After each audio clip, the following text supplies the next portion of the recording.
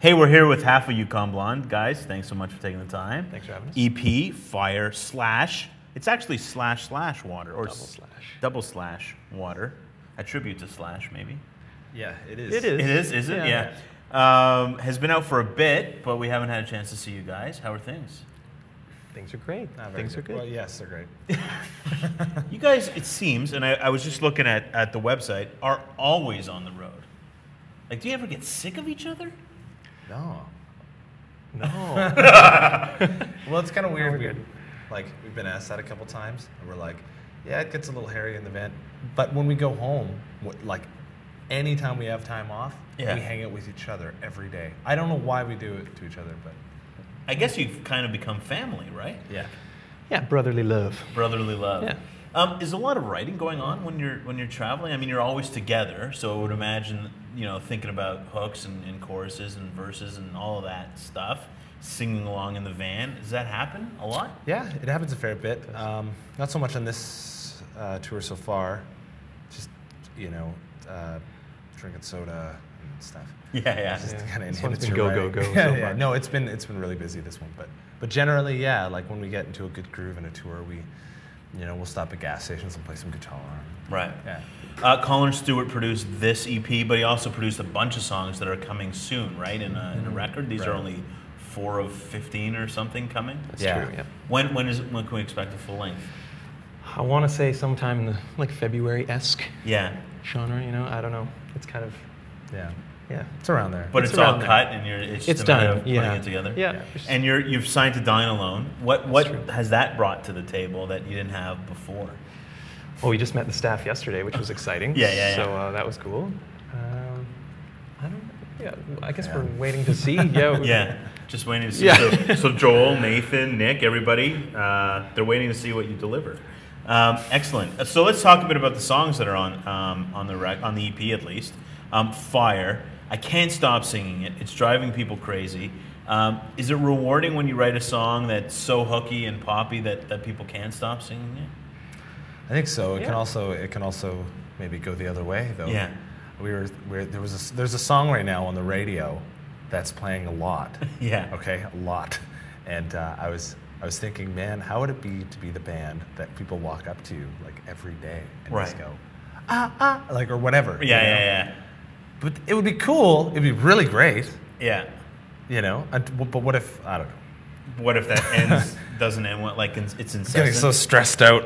Yeah. I remember in Quebec when we had Wind Blows was getting a lot of airplay or whatever, and there was that Quebec girl in broken English going, "Wind blows, wind blows, wind," just following us around. Oh man, it was great. I was at a pizza place in Vancouver, and the same thing happened. This guy turned around, he's like, "Wind blows!" It just started going off. I was like, oh my! I was with my cousin, and I hadn't seen my cousin in so long, and I was like, "Hey man, this pizza place is really good. Let's go here." This drunk guy just turns around. I'm like, "Oh God, let's go somewhere else." Fire has a message. I mean, you're from the West Coast, and things are happening there along the ocean side. And so, what is the message for Fire? Well, it more had to do with the spill, the Gulf spill in Florida. But it came. Well, it was kind of a coincidence actually. Like that kind of line was sort of stuck in my head, and so we kind of turned that into a song. So it's a bit older as a song, but it's kind of one of those things that was probably the stupidest idea that they brought up, to fix the problem. It's just light it on fire. Like what? Yeah, what happens to oil when you light it on fire? Yeah, it's just, that'll be great. It'll totally work. I don't know. And it was ironic too because we were touring down there when that was happening. Oh wow! And we were playing this song, so it had a bigger impact at that point too, it worked out great. Yeah, Cool. The other song, obviously, that you played for us is Water. Fire, Water. What can you tell us about Water? Doesn't mean anything. Yeah, I'm not gonna really. lie. Who needs it? Doesn't. No. It's just the words just sounded cool.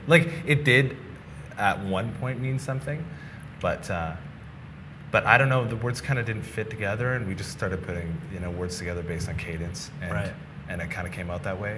It just sounds nice, The 4 songs just sound like the sound is a lot richer, and I don't know if it's you playing around with some pedals and having more fun, specifically on Fire, but there seems to be a lot more atmosphere to the record than just 4 hippies playing. A couple of hippies. Yeah. Is that something you're conscious of as you're growing the sound of Yukon Blonde? I mean, it's a much more atmospheric record than this one I find is a little more atmospheric. Yeah. Compared to the new stuff that's coming out. Oh, really? It's a little more aggressive, a little faster.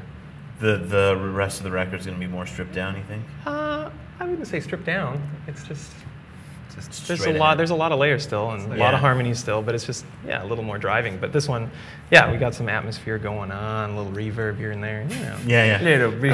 Little production. Yeah. Colin's got to get paid, right? Colin's got to make some blame. Yeah.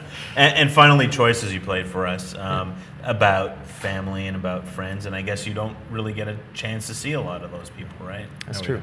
Being on the road. That's it. Yeah, it's a rare occurrence. But when we head back to the West, it's kind of funny because, when I was younger, I moved out like so young, and I was so ambitious. I gotta get out. Yeah.